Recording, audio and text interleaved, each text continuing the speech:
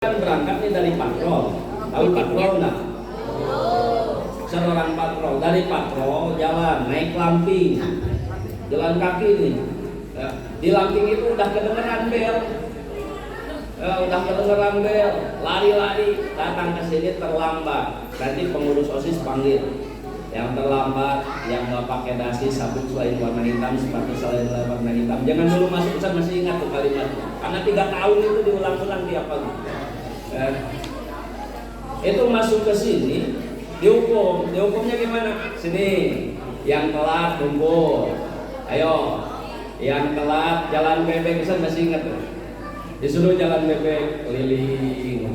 Kalau terlambat begitu, kalau sholat zuhur nggak sholat kabur nih, pulang duluan, dicatat sama sama pengurus OSIS, besoknya dipanggil lagi tuh. Dan Ustaz lakukan itu di Ambon. Perubahannya luar biasa. Perubahannya dari anak-anak yang masuk jam 9, jam 7.15 sudah tidak ada yang terlambat. Yang tadinya datang cuma 1 minggu sebelum ujian, hadir selalu setiap hari. Ternyata apa yang diajarkan di sini berguna dan Ustaz laksanakan di Ambon, efeknya besar. Yang mungkin hari ini kita nggak merasa itu manfaatnya seperti apa, dan ternyata ketika dilaksanakan luar biasa dahsyat itu efeknya. Karena ada beberapa kafilah doa yang sama-sama ditugaskan di Ambon sebelum Ustaz, itu paling ada yang kuat 3 bulan. 3 bulan udah kabur, udah pengen pulang, nggak kuat karena susah diatur. Ada yang 6 bulan, yang setelah Ustaz lebih repot lagi, 10 hari minta pulang lagi. Ternyata alhamdulillah saya sampaikan terima kasih jazakumullah khairan katsiran kepada para guru sekalian yang mengajar di SMP Karya Mustaka. Banyak ilmu yang Ustaz terima di sini dan Ustaz sampaikan di tempat lain, termasuk di Ambon. Perubahannya sangat drastis. Itu satu dari sekian banyak ilmu yang bisa dapat itu. Dan hari ini Ustaz menjadi kepala pondok, yang mana kepala pondok di pesantren di Rancabamo. Ustaz juga banyak mengamalkan apa yang dilakukan juga di sini. Dan perubahannya alhamdulillah. Jadi banyak kedisiplinan di sini yang luar biasa bermanfaat untuk kehidupan pribadi, juga untuk program pendidikan di beberapa sekolah. Jadi ilmunya udah nular di beberapa tempat, bahkan sampai ke timur kan gitu. Nah sekarang alhamdulillah Ustaz bisa bermuajahah dengan antum sekalian, adik-adik Ustaz yang usianya beda, nggak terlalu jauh ya. Ustaz sekarang usianya 20 tahun, 10 tahun yang lalu. Sekarang berarti sudah berapa tahun? 30. Dan sekarang udah 30 tahun, alhamdulillah bisa bermuajahah, bisa bertemu dengan guru-guru Ustaz, dengan adik-adik Ustaz di sini. Sempat 1 bulan ke belakang saya tuh nanya ke adik, ke Pak Alwi, Ustaz nanya, di Karya Muda masih camping enggak? Pengen rasanya ikut main camping ke Karya Muda gitu. Pas begitu ada undangan buat ngisi, oh alhamdulillah ini kesempatan buat silaturahmi, udah terima aja.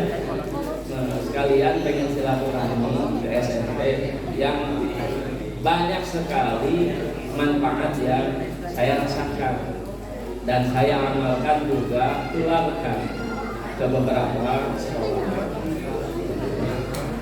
Adik-adik sekalian, sekali lagi alhamdulillah kita bisa bermuajah. Nah ini kalau dari wajah-wajahnya, ini kelas berapa? Kelas 1 sampai kelas 3 dulu. Alhamdulillah. Tapi kalau dari wajah-wajahnya ini orang sini semua, orang Kiara Lawang semua. Ada orang mana saja? Orang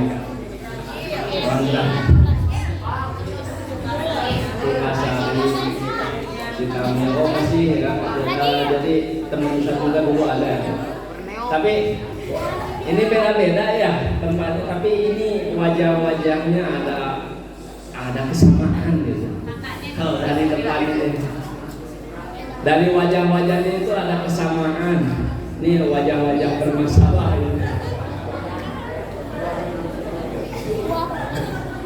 Saya nanya, punya masalah nggak?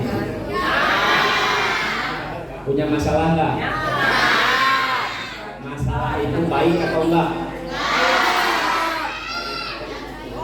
Masalah itu baik atau enggak? Enggak. Ustaz mau tanya, Rasul punya masalah enggak?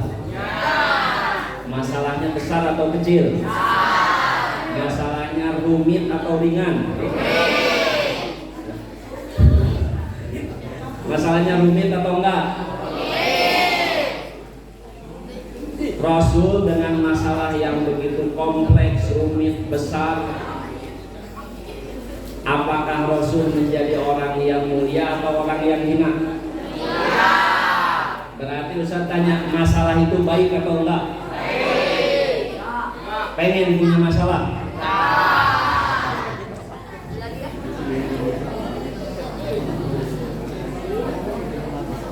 Jadi masalah itu baik dan buruknya tergantung bagaimana kita menyikapi. Masalah itu Allah berikan kepada setiap manusia.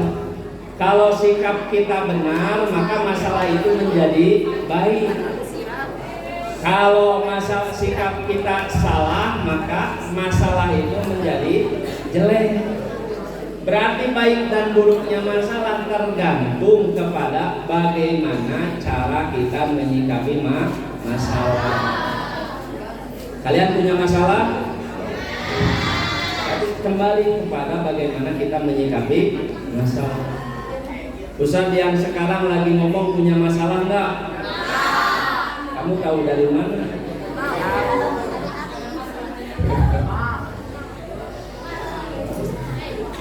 Setiap dari kita ini punya masalah. Cuman yang menjadi pertanyaan, kita bisa menyikapinya dengan benar atau dengan salah? Karena efeknya nanti kepada kemuliaan dan kehinaan. Rasulullah SAW masalahnya besar, masalahnya rumit, masalahnya banyak. Tapi Rasulullah SAW hadir sebagai orang yang mulia. Artinya Rasulullah menyikapi masalah dengan benar. Nah, cara menyikapi masalah itulah yang kemudian disebut kepribadian atau sikap atau akhlak. Nah, adik-adik sekalian, saya mau tanya nih, Rasulullah itu, saya mau tanya nih, Rasulullah itu diutus ke alam dunia, diutus ke umat manusia, tugasnya apa? Ada yang tahu nggak?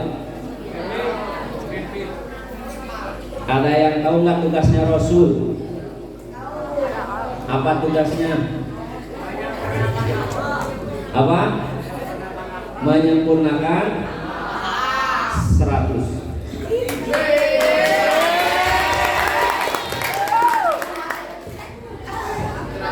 Dalilnya apa?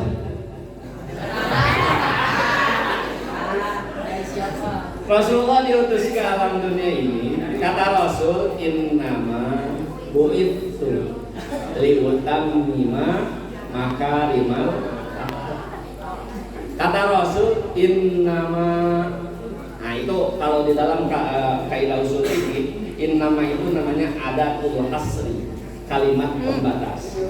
Nah, kalimat pembatas. Jadi kata Rasul, innama bu'itsu liutammima makarimal akhlak. Sesungguhnya aku diutus hanya, nah itu ya, hanya untuk apa? Menyempurnakan akhlak. Jadi Rasulullah diutus ke alam dunia, Rasulullah diutus membawa risalah agama Islam. Tujuan utamanya apa? Menyempurnakan akhlak, supaya akhlak kita baik. Rasulullah diutus ke alam dunia membawa Al-Quran. Nama risalahnya risalah Islam. Tujuannya untuk menyempurnakan Berarti ajaran inti dari agama kita itu adalah penyempurnaan akhlak. Maka kalau kita ingin melihat orang yang baik dan buruk agamanya, dilihat dari akhlaknya. Kata ulama nih, tujuan agama itu apa? Kata ulama, tujuan agama itu adalah limaslahatil basyar. Lanjutkan, ada yang tahu nggak? Limaslahatil basyar dunyahum wa ukhrahu. Tujuan adanya agama itu adalah untuk mengantarkan manusia supaya mendapatkan kemaslahatan di dunia dan di akhirat. Jadi kalau kita ingin maslahat dunia, tahu nggak maslahat apa? Maslahat itu apa? Isim zaman dan makan dari kata sholat. Sholaha yasluhu sholahatan sholihun masluhun islah lan aslah maslahun islah unsuri ayus lahun. Ustaz pertama kali belajar itu di sini. Dulu yang ngajarnya Pak Haji. Ustaz pertama belajar itu di sini. Tasrifan dulu nggak ngerti ini buat apa. Ternyata pas di pesantren belajar. Nah, itu isim zaman dan makan. Dari kata sholah itu artinya apa? Selesai. Berarti maslahat itu urusannya beres, urusannya selesai. Berarti limaslahatil basar dunyahum wa ukhrahu. Tujuan dari agama itu supaya urusan kita di dunia dan akhirat selesai. Gak ada masalah. Berarti orang yang suka dipanggil sama guru BK karena ada masalah, berarti belum maslahat itu dunianya. Berarti agamanya belum sempurna tuh. Yang suka diomelin, siapa yang suka diomelin? Yang suka diomelin kira-kira karena bikin benar, karena bikin salah. Berarti belum selesai. Berarti agamanya belum selesai, harus diselesaikan. Nah, tujuan agama itu limaslahatil basyar dunyahum wa ukhrahu. Nabi Muhammad diutus membawa agama Islam, tujuannya untuk mendapatkan apa? Kemaslahatan dunia dan akhirat melalui apa? Akhlak yang sempurna. Gitu. Melalui apa? Melalui akhlak yang sempurna. Jadi Nabi Muhammad artinya agama itu bisa dilihat sempurna dan tidaknya melalui akhlak kita. Kalau kita masih suka bohong, artinya agama kita belum sempurna. Kalau sholat kita masih bolong-bolong, artinya agama kita belum sempurna.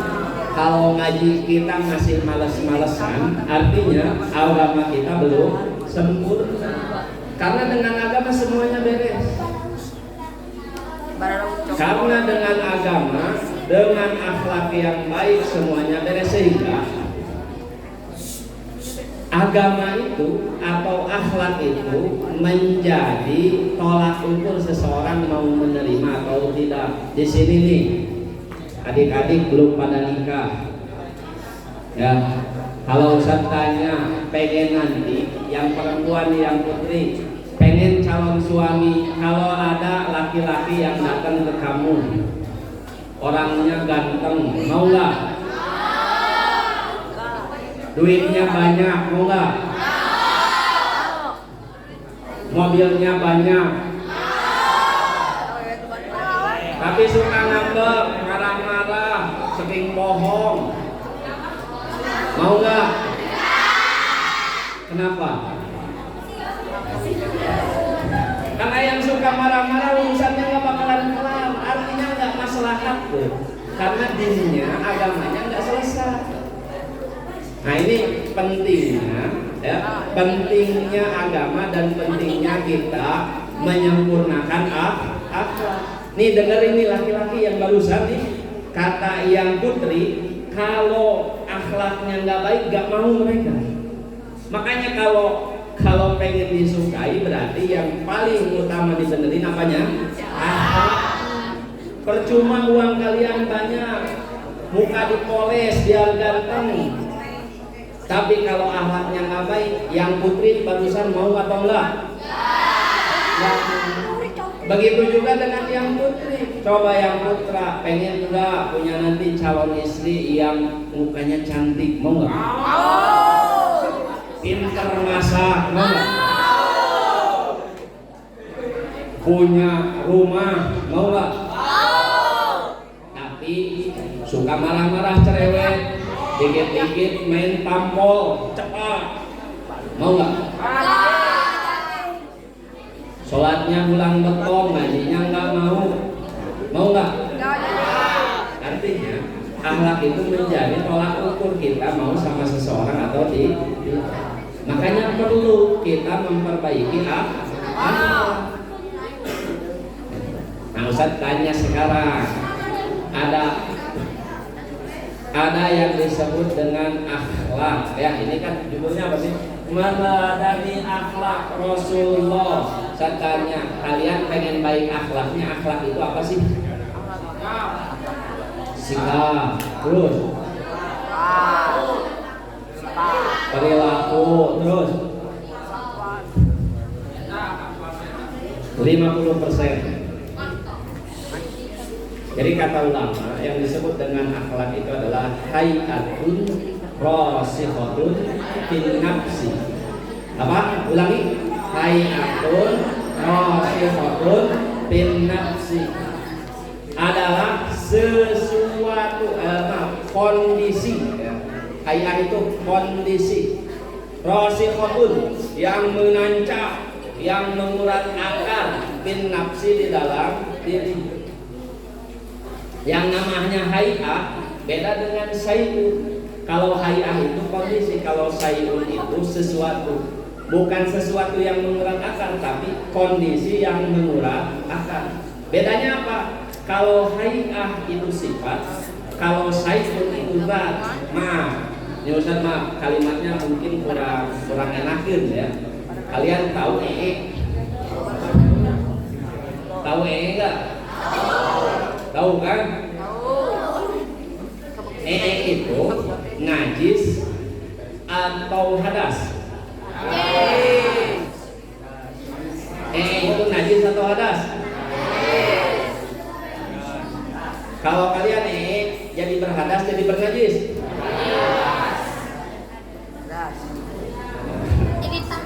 Nah, ini bedanya. Kalau kalau bukurna itu namanya najis. Kalau kondisi kita namanya hadas. Jadi kalau najis itu zat, kalau hadas itu sifat. Nah, hay'ah itu adalah sifat sesuatu yang tidak bisa diindra. Sesuatu yang mengurat akar di dalam diri, nanti kelihatannya dengan perilaku kita. Gitu. Itu hay'ah rasikhatun fil nafsi. Simpelnya yang namanya akhlak itu adalah spontanitas. Jadi kelakuan yang biasa diulang-ulang, refleks nanti kita melakukan sesuatu itu namanya spontanitas. Itulah yang disebut dengan akhlak. Ayat karewas tiba-tiba bilang apa? Yang lain-lain kan? Nah itu kalau bilangnya hewan-hewan dari kebun binatang yang keluar tadi, itu yang disebut dengan akhlak. Rasikhatun fil nafsi sudah biasa begitu, refleksnya begitu. Nah, biasanya akhlak itu kelihatan kalau kita diberikan kesenangan oleh Allah Subhanahu wa taala atau diberikan kesulitan oleh Allah Subhanahu wa taala. Contohnya di sini lagi ngumpul, teman kalian yang di pinggir ada yang kentut. Tiba-tiba nah.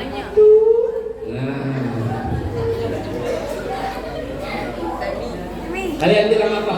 Ente kalah ikut bau dari kan gitu ya. Kalau ada yang kentut ditepak, sayun itu. Emang lamun ka pernah itu dikumahakeun. Kan gitu ya. Terus ka pernah itu dicarekan. Ente naon itu dan lain sebagainya dicarekan. Masalahnya selesai enggak? Pas begitu kacium bau deui. Bau deui. Kalau dimarahin baunya hilang nggak? Artinya masalahnya selesai nggak? Nah, kalau akhlaknya nggak baik, maka komentar-komentar yang keluarnya juga nggak baik. Coba kalau yang akhlaknya baik, ada temennya yang kentut di pinggir, nah dia bilang apa? Alhamdulillah, Allah masih memberikan kesehatan untuk pendengaran saya. Suara yang kecil saja terdengar. Berarti telinga saya sehat. Alhamdulillah, terima kasih ya Allah. Itu kan enak ya. Kalau anaknya baik enak. Udah kedengar musuh, baunya datang. Alhamdulillah, masih kecium. Berarti hidung saya masih normal. Nggak salesma. Kalau dulu nggak bisa nyium bau, kita dituduh kena COVID, harus dikarantina. Ini Allah kasih sehat, alhamdulillah. Kan enak ya? Jadi selesai, urusan juga selesai. Kita lihat yang di pinggir, kalau kita omelin, kamu kentut, bau, dan lain seterusnya, masalah nggak berkurang. Tapi bisa jadi malah nambah. Tapi kalau kita tahan, kita bersyukur sama Allah masih diberi nikmat telinga yang sehat, hidung yang sehat. Terus kemudian kita lihat teman kita dengan wajah yang pucat, gitu kan? Karena malu tadi udah keluar bau, kan itu. Kita lihat berbisik di dalam hati, ya Allah, ini teman saya udah nahan dari tadi, cuman pertahanannya kurang kuat sehingga akhirnya keluar. Gak apa-apa ya Allah, mudah-mudahan ini teman saya nggak kapok ikut ngaji lagi. Kita doain. Kalau akhlaknya baik, nggak jadi masalah. Selesai urusan kita. Ya, selesai urusan kita. Cuman masalahnya biasanya kalau orang dikasih masalah itu spontanitas yang keluar. Nah, spontanitas yang keluar, kalau kita membiasakan diri merespon segala sesuatu dengan hal yang positif, maka insya Allah masalah pun juga akan berakhir positif. Jadi kita awali dengan merespon sesuatu itu, paksakan, jangan ikut berkomentar, paksakan, jangan ikut marah-marah, sudah terima saja, anggap ini sebagai pemberian dari Allah Subhanahu. Bisa nggak begitu? Kalau ada temennya ya, yang bikin salah, kita jangan marahin. Ya. Kalau ada temennya yang bikin salah, kita jangan ejek, tapi kita kasih tahu yang benar seperti apa, harusnya seperti apa. Nah itu bisa dilakukan kalau memang kita sudah terbiasa. Sudah terbiasa menyikapi sesuatu dengan baik. Nah itu yang disebut dengan apa? Akhlak. Jadi akhlak itu spontanitas, keluarnya itu nggak dipikirin. Gitu. Kalau kamu kesandung kan kadang-kadang bilang yang lain-lain. Nah itu namanya akhlak. Nah akhlak itu ada dua. Akhlak itu ada dua. Ada namanya akhlak sayyi'ah, ada namanya akhlak karimah. Ada yang sayyi'ah, kebiasaan jelek. Ada akhlak karimah, kebiasaan buruk. Jadi kalau Allah Subhanahu wa taala memberikan kita ya, kesempatan untuk merespon sesuatu, itu bisa jadi respon kita baik atau buruk. Nah yang buruk disebut sayyi'ah, yang baik disebut karimah. Yang karimah ini kemudian sama Allah Subhanahu wa taala ya, atau sama para ulama disebut dengan adab. Makanya ada pelajaran adab, ada pelajaran akhlak. Akhlak itu masih umum. Makanya di sini coba halo. Nah, lihat di sini ada akhlak Rasulullah. Akhlak ini masih umum, kebiasaan. Di dalam ilmu ushul fikih ada yang disebut dengan muqayyad. Ada yang disebut dengan mujmal dan muqayyad. Kalau akhlak saja itu mujmal, kalimatnya masih umum.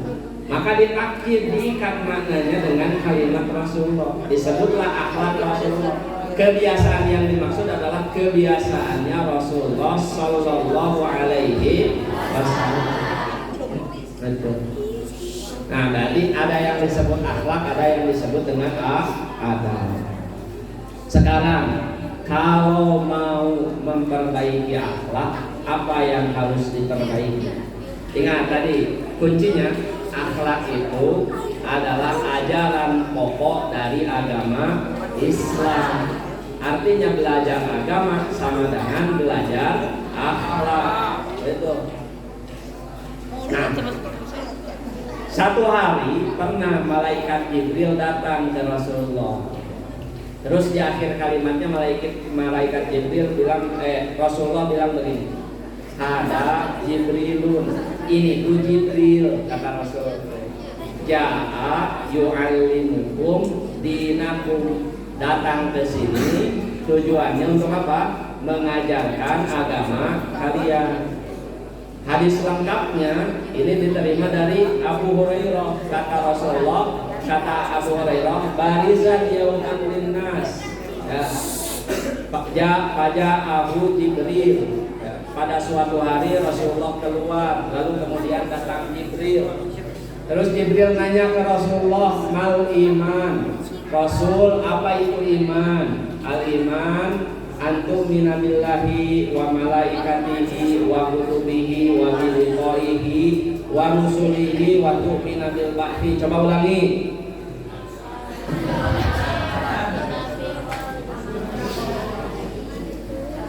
Jadi malaikat itu nanya ke Rasulullah, Rasul, apa itu iman? Iman itu beriman, meyakini Allah, malaikat, kitab, hari pertemuan dengan Allah, terus meyakini Rasulullah dan meyakini hari kebangkitan. Terus Jibril nanya lagi, mal Islam. Rasul, apa itu Islam? Kata Rasulullah, al-Islam an ta'budallaha wa la tusyrika bihi syai'an wa la tusyriku bihi syai'an. Islam itu adalah engkau beribadah kepada Allah dan tidak menyekutukan Allah dengan sesuatu pun. Wa tuqimas sholata wa tu'addiyaz zakata wal mafruḍata wa tasuma Ramadan. Kata Rasulullah begitu. Coba ulangi apa saja? Kata Rasulullah, Islam itu beribadah kepada Allah tanpa syirik, melaksanakan sholat, menunaikan zakat, dan melaksanakan saum. Ibadah hajinya nanti ada di hadis yang lain. Terus terakhir Jibril nanya, mal ihsan. Rasul, apa itu ihsan? Kata Rasul, ihsan itu adalah anta'budallaha ka'annaka tarahu fa in lam takun tarahu fa innahu yaraka. Kata Rasulullah, ihsan itu engkau beribadah kepada Allah seolah-olah engkau melihat Allah, atau paling tidak engkau merasa dilihat oleh Allah Subhanahu wa ta'ala. Kata Rasulullah, kata Jibril, ja'a yu'allimukum dinakum. Kata Rasulullah, yang tadi nanya itu Jibril, datang untuk mengajarkan tentang agama. Sehingga kata Imam An-Nawawi, kata Syekh Utsaimin di dalam Syarah Riyadhus Shalihin, beliau mengatakan hadis ini faja'alahu kullahu dinan. Jadi yang disebut dengan agama terdiri dari 3 pokok ini. Yang pertama apa tadi? Iman. Yang kedua Islam. Yang ketiga ulangi, yang pertama iman. Yang kedua Islam. Yang ketiga Islam. Iman itu apa saja? Iman itu intinya keyakinan, yakin kepada hal-hal yang gaib. Allah itu juga adalah zat yang gaib, tapi kita yakin Allah yang menciptakan kita, Allah yang mengurus kita, Allah yang memberikan rizki kepada kita, Allah yang mencabut rizki dari kita, Allah yang membolak-balikan hati kita, Allah juga yang nanti akan memerintahkan untuk menghancurkan alam dunia ini melalui kiamat. Artinya segala sesuatu yang ada di dunia ini adalah milik siapa? Allah. Makanya nggak perlu pusing. dengan sesuatu yang kita tidak miliki. Karena segala sesuatu baik yang dimiliki atau yang dimiliki oleh kita ataupun orang lain, semuanya adalah milik siapa? Milik Allah. Kamu diserang sama virus merah jambu. Tahu virus merah jambu? Virus lope-lope gitu. Diserang sama virus merah jambu, suka sama yang namanya pulanah. Tapi pulanah ini ternyata udah didahuluin sama yang lain.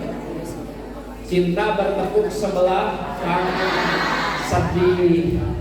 Ya Allah, sudah kita ngadu aja ke Allah. Ya Allah, sesungguhnya pulanah itu milik Engkau, bukan milik si fulan. Maka saya meminta kepadamu, mudah-mudahan pulanah itu menjadi milik saya. Minta aja sama Allah. Ya kan? Kalau kita misalkan pengen HP, hari ini belum kebeli atau misalkan kebelinya belum sesuai dengan keinginan, pengennya iPhone apa? iPhone 11, iPhone 13, iPhone berapa?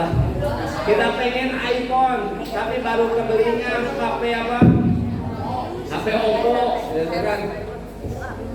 Kita minta karena hakikatnya yang punya iPhone itu juga milik siapa? Milik Allah. Jangan ngambil punya orang. Jangan ambil punya orang. Kita pengen itu ambil punya orang, jangan. Kita ingat, yang pertama untuk pembentukan akhlak itu kita punya keyakinan. Yang pertama keyakinan itu semuanya adalah milik Allah. Kalau ada pengen sesuatu yang belum kita dapatkan, kepada siapa kita minta? Allah. Makanya rajin sholatnya, kita berdoa kepada Allah, ya Allah, saya pengen kebeli iPhone. Apa yang susah buat Allah? Semuanya mudah. Kalau kata Allah berikan, Allah kalau kata Allah berikan, maka kita akan punya itu iPhone. Kalau kata Allah jangan, kita tidak akan. Kan pernah nonton video Kang Deddy Mulyadi? Pernah nggak? Siapa di sini yang udah daftar ke Barak? Kang Deddy Mulyadi ada aki-aki orang mana orang Garut tuh, orang Limbangan, berangkat ngarit. Tujuan si aki nyari apa? Nyari rumput. Datang Kang Deddy turun di mobil. Itu karung dibeli sama Kang Deddy sabaraha? 20 juta. Tuh, yang dicari rumput, yang dapat uang. Jadi kalau Allah sudah berkehendak, Allah akan berikan. Ada orang yang usaha, keluar modal banyak, pengen usaha, targetnya uang. Tapi kalau kata Allah jangan dapat, enggak dapat. Makanya di dalam Al-Quran Allah juga terang. Ya. Man yuridul ajila ajjalna lahu fi ma nasya'u liman nurid. Kata Allah, siapa yang menginginkan harta dunia, maka Allah akan berikan kepada siapapun yang dikehendaki, dan dengan nilai atau nominal yang Allah kehendaki. Jadi urusan dunia itu urusan Allah.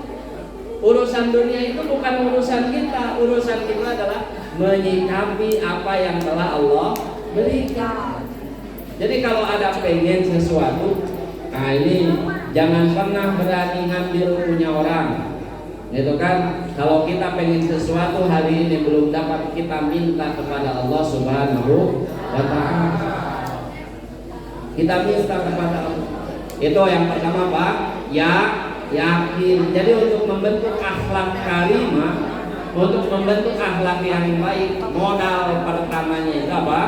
Ya, yakin. Kalau masih hadir? Yang kedua apa tadi? Islam.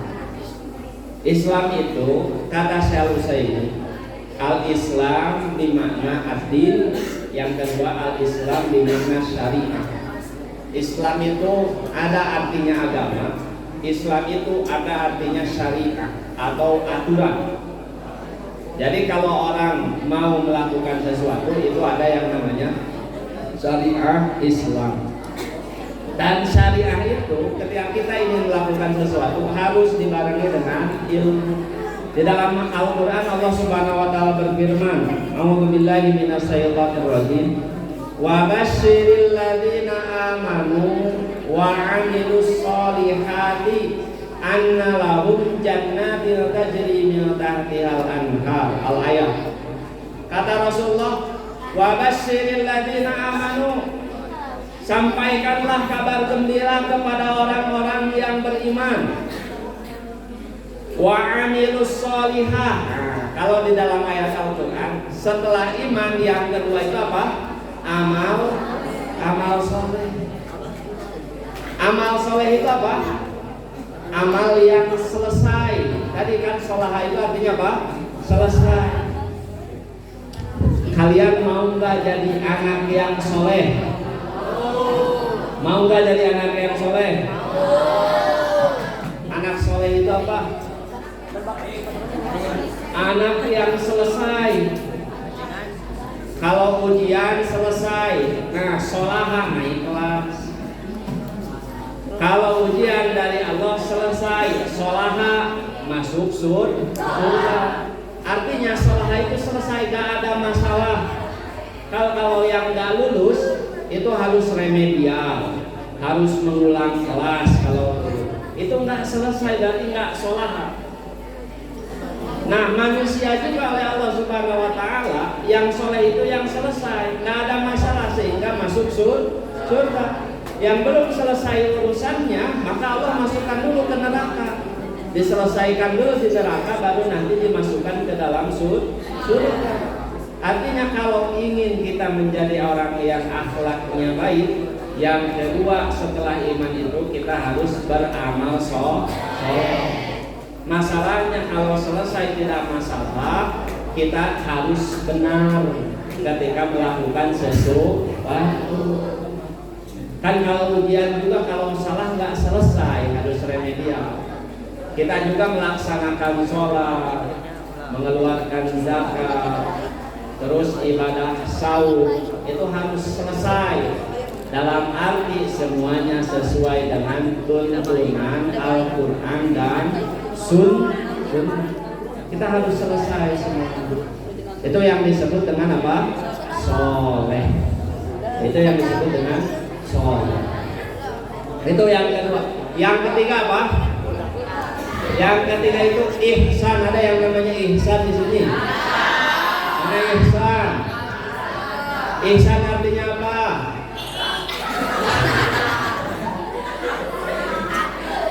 Ihsan itu, ini kata Rasulullah. Ihsan itu artinya antakbudallaha ka'annaka tarahu fa illam takun tarahu fa innahu yaraka. Yang namanya ihsan, kamu beribadah seolah-olah kamu melihat Allah, atau seolah-olah kamu dilihat oleh Allah. Karena orang yang selalu merasa diawasi akan baik dan benar melakukan amalnya. Ketika begini, kalau di kelas ada guru berani melakukan pelanggaran enggak? Enggak kan? Karena ada yang perhatiin. Orang kalau mau mencuri terang-terangan enggak diumumin di speaker masjid. Assalamualaikum bapak-bapak, ibu-ibu, insyaallah sore nanti saya mau mencuri. Ada enggak?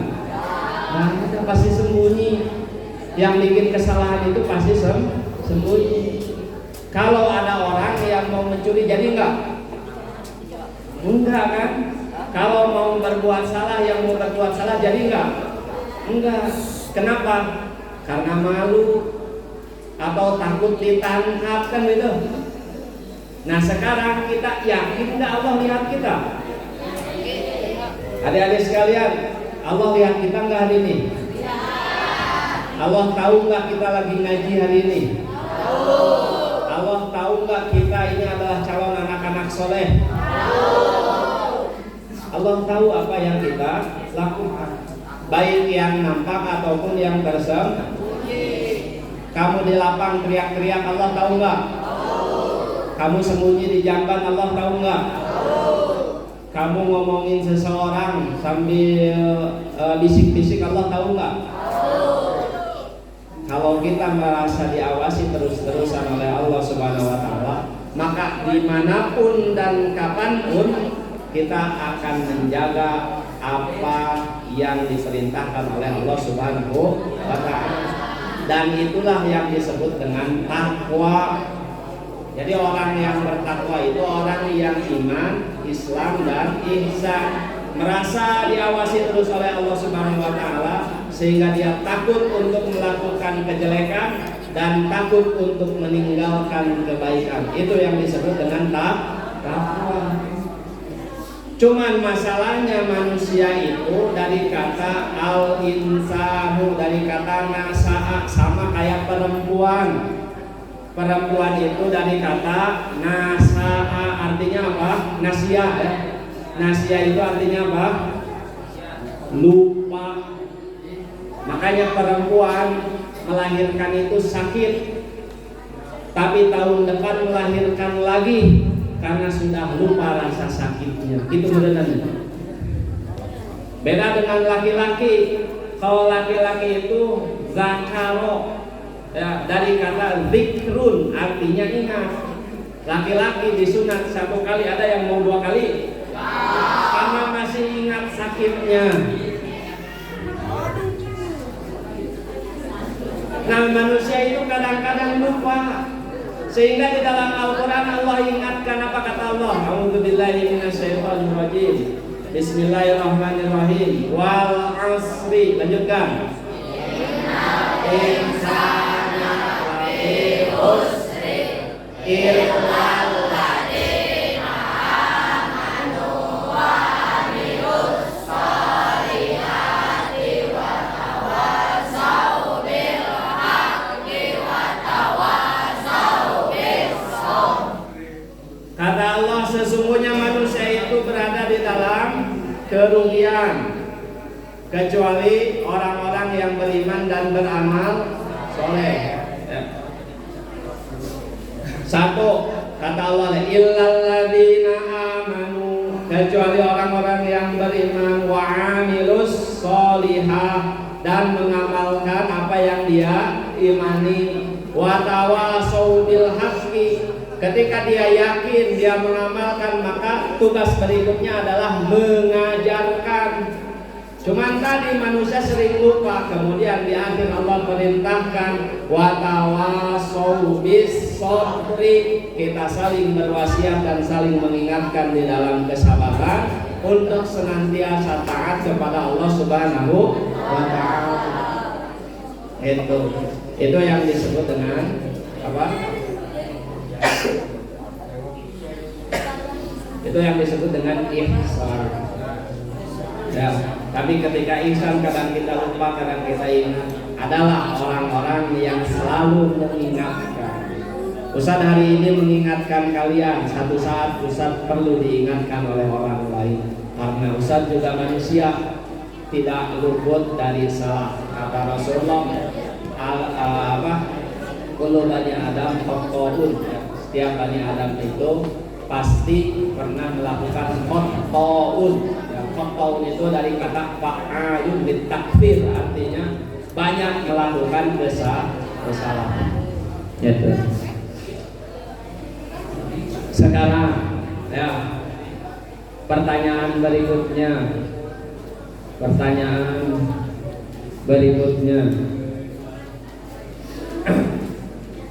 kalau kita mengamalkan tadi kan disampaikan ya, akhlak itu adalah sesuatu yang biasa dilakukan.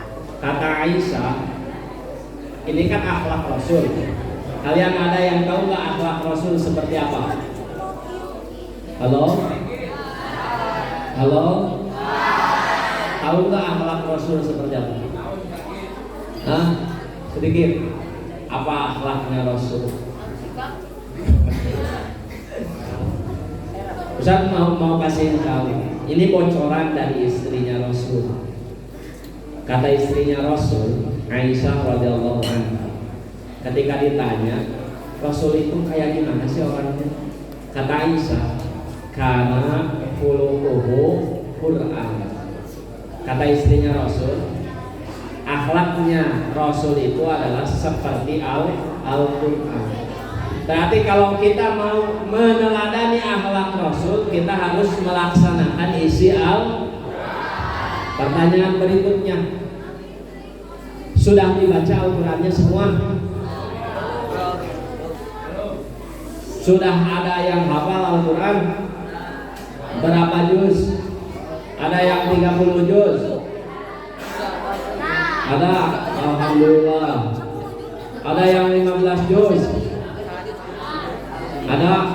Alhamdulillah, mudah-mudahan ada. Kalau kita mau meneladani akhlak Rasul, otomatis kita harus membaca Al-Quran dan memahami isi Al-Quran. Kira-kira mudah enggak? Mudah enggak meneladani akhlak Rasul? Mudah enggak? Kata Aisyah, Rasulullah SAW itu pernah qomadata lailatin, berdiri suatu malam sholat tahajud, ya, hatta tatafaddalat qadamahu, sampai kakinya bengkak. Apa yang Rasul baca? Satu rakaatnya surat Al-Baqarah, satu rakaatnya surat Ali Imran. Al-Baqarah itu kurang lebih 2 juz setengah, ya kan? 1 juz itu kalau dibaca normal 1 jam kurang lebih. Berarti kalau 2 juz setengah 2 jam setengah 1 rakaat. Ada yang bisa seperti itu?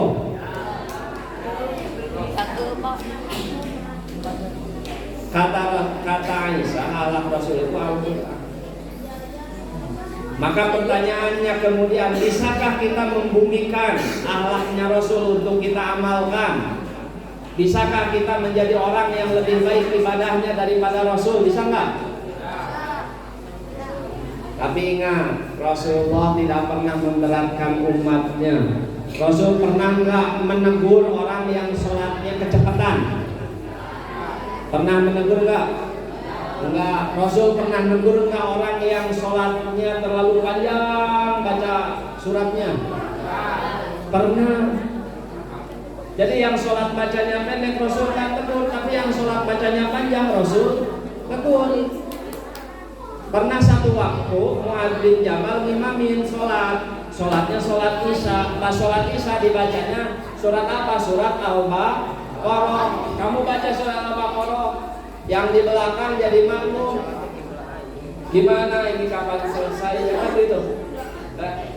Sampai Mu'adz bin Jabal, ada yang sholat di belakang Mu'adz bin Jabal itu kabul.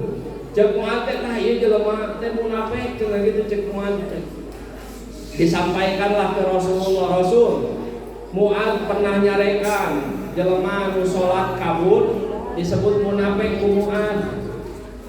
Cek Rasulullah, Mu'adz terbalik, aturiduna an takuna fatanan ya Mu'adz, gitu cek Rasulullah. Mu'adz dari mana itu ngingsiran baturkan agama Islam. Artinya Rasulullah nggak menuntut kita supaya sholatnya panjang-panjang. Kata Rasulullah, sok sholat aja, mampu kalian segimana, gitu. Kalau ngajinya nggak benar, Rasul marahin nggak? Ada yang belum bisa ngaji? Udah bisa semua. Kata Rasulullah, orang baca Quran itu nggak perlu sempurna. Bahkan orang yang terbata-bata, man qara'a min kitabillahi harfan, alladzina yataqatta'una fi qira'atil Qur'an falahu ajran, kata Rasulullah. Orang yang terbata-bata membaca Al-Quran, dia punya 2 pahalanya. 1 pahala mau belajar, 2 pahala dia membaca Al-Quran. Makanya kita jangan nunggu, kalau mau ngaji jangan nunggu bisa. Kalau mau ngaji jangan nunggu pinter, ngaji aja paksain. Itu kan pagi-pagi nunggu guru atau kalian datang terlalu pagi sambil nunggu jam masuk baca Quran. Ustaz, saya belum lancar baca Al-Quran, enggak apa-apa aja. Jadi Rasulullah itu enggak menuntut sempurna semuanya. Kalau kita mampunya sholat malam 2 rakaat, 2 rakaat. Kalau mampu 4 rakaat, 4 rakaat. Kalau mampu 8 rakaat. Kalau mampu 20 kayak yang dilakukan sahabat, atau 40 seperti yang dilakukan sahabat lain, silahkan semampu. Apakah kalau ibadahnya lebih banyak, ibadahnya lebih panjang itu lebih baik? Lebih baik nggak? Belum tentu. Ada pernah satu waktu datang sahabat datang ke Aisyah. Kata sahabat, Aisyah, Rasulullah itu seperti apa sih ibadahnya? Kata Aisyah, Rasul itu bagus banget ibadahnya.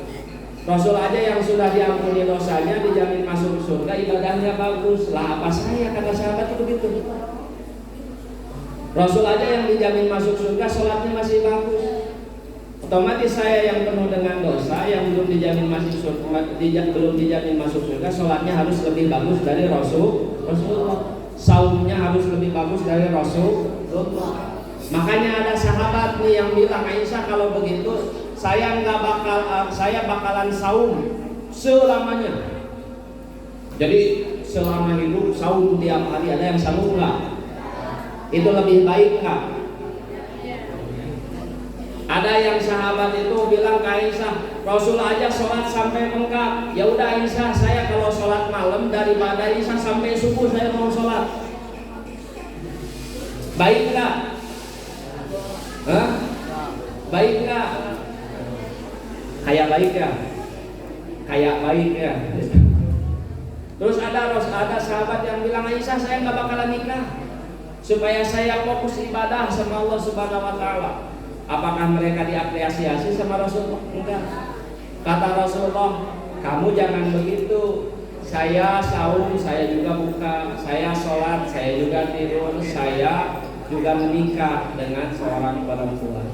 Maka kata Rasulullah, kesempurnaan ibadah itu bukan yang paling banyak ibadahnya, tapi yang paling dawam, orang yang paling konsisten di dalam beribadah. Jadi kalau kamu mau mengikuti akhlaknya Rasulullah, kita harus mulai melakukan sesuatu dari yang kecil-kecil dulu. Siap nggak mengikuti apa yang dilakukan oleh Rasulullah? Siap nggak? Jadi Rasulullah itu enggak nyuruh kamu sholatnya panjang-panjang, enggak. Yang penting kamu konsisten. Kata Rasulullah, ahabul a'mali ilallah, ahabul a'mali ilallah madama wa in qalla. Amal yang paling dicintai oleh Rasulullah itu adalah amal yang terus-terusan dilakukan meskipun hanya sedikit. Kalau kamu belum bisa sholat sunnah rawatib, kalau sesuai riwayatnya Ibnu Abbas, qabla zuhur, ba'da zuhur, ba'da maghrib, ba'da isya, dan qabla subuh.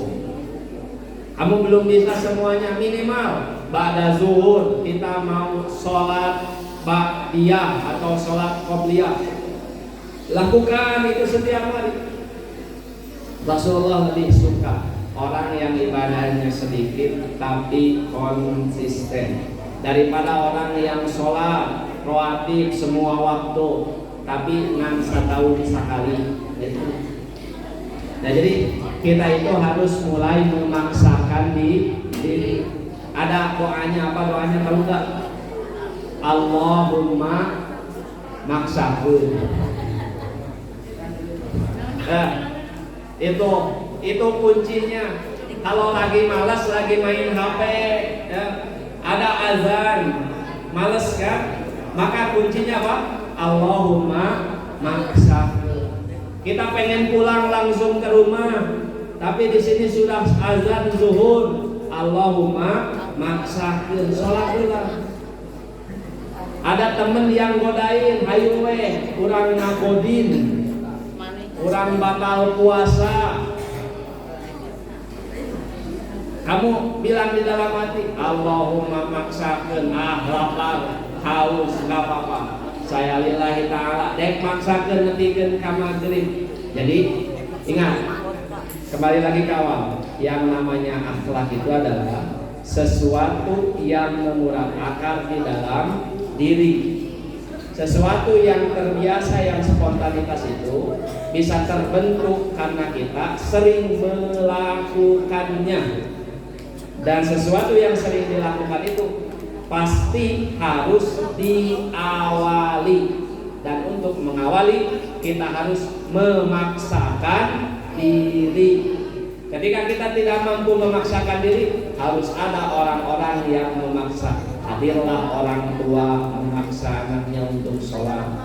Hadirlah guru memaksa siswanya untuk sholat. Jadi gitu. Jadi berawal dari memaksakan diri. Kalau tidak memaksakan diri, makanya peran orang tua dan guru di situ untuk memaksa anak-anaknya supaya terbiasa. Kalau sudah terbiasa, maka terbentuklah akhlak ya, yang mengikuti apa yang dilakukan oleh Rasulullah Shallallahu Alaihi Wasallam. Nah, terakhir sebagai penutup, ada hadis dari Rasulullah. Rasulullah pernah ditanya sama sahabat. Kata sahabat, ya Rasulullah, ayyus shadaqati a'dhamu ajran. Sahabat nanya ke Rasul, sedekah yang seperti apa yang paling besar pahalanya?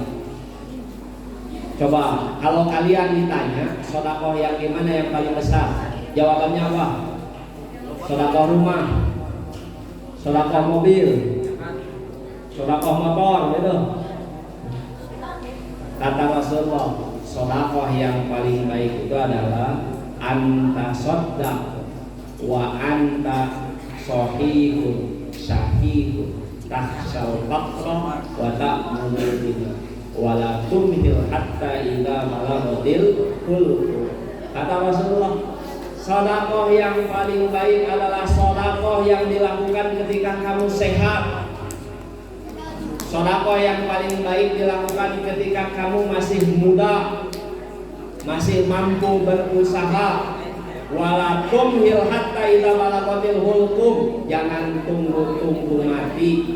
Kalau hari ini mampu, segera kita melakukan sedekah. Kata Syekh Utsaimin, hadis ini memang berbicara sedekah, tapi isinya memerintahkan kita untuk antubadiru bil a'malis sholih, untuk segera melakukan amal-amal yang sholih.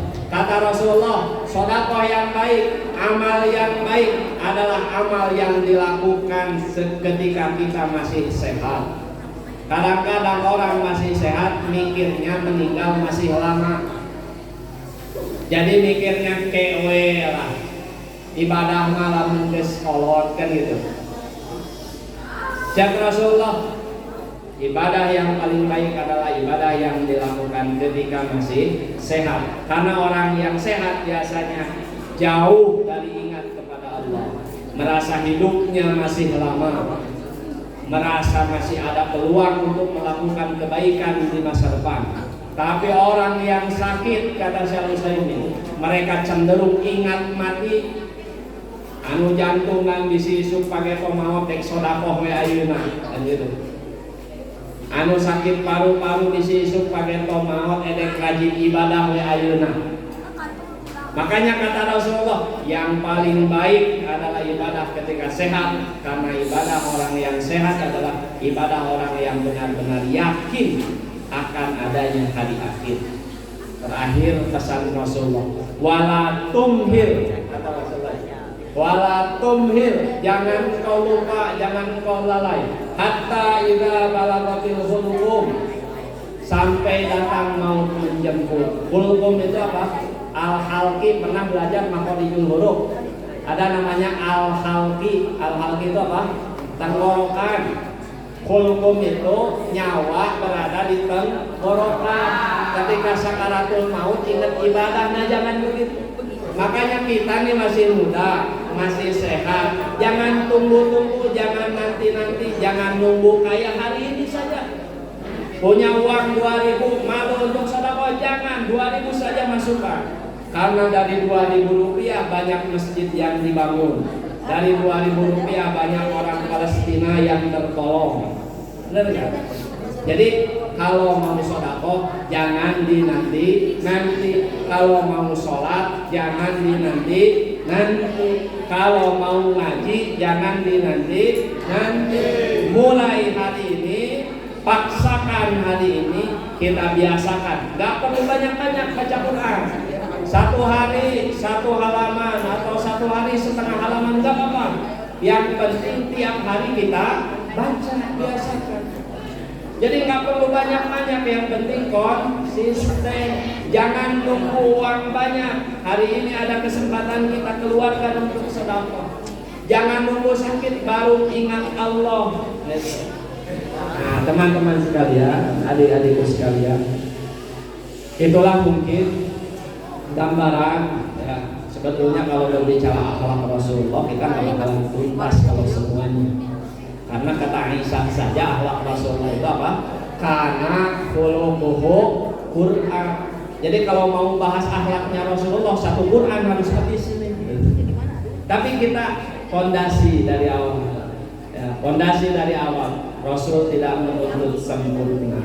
Kita hari ini yang penting mau untuk memulai dan belajar untuk konsisten, ya. Mau untuk memulai belajar untuk konsisten, karena usaha dulu mulai diajarkan untuk tidak meninggalkan sholat. Salah satunya dilakukan di SMP ini. Ketika zuhur tidak sholat itu pasti besoknya dihukum. Akhirnya maksain untuk sholat. Dari situ terbiasa sholat di zuhur. Nanggung masa ya sholat zuhur aja, tambah asar, tambah sholat yang lain. Makanya kita mulai hari ini memulai untuk melakukan kebaikan. Ya, itu saja. Paham? Paham? Apa? Ihsan.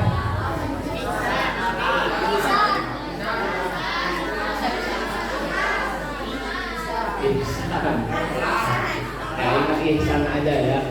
Jadi ihsan, kita selalu diawasi oleh Allah Subhanahu wa Ta'ala. Jadi kalau ingat kajian ini, oh ingat ihsan, Allah selalu mengawasi.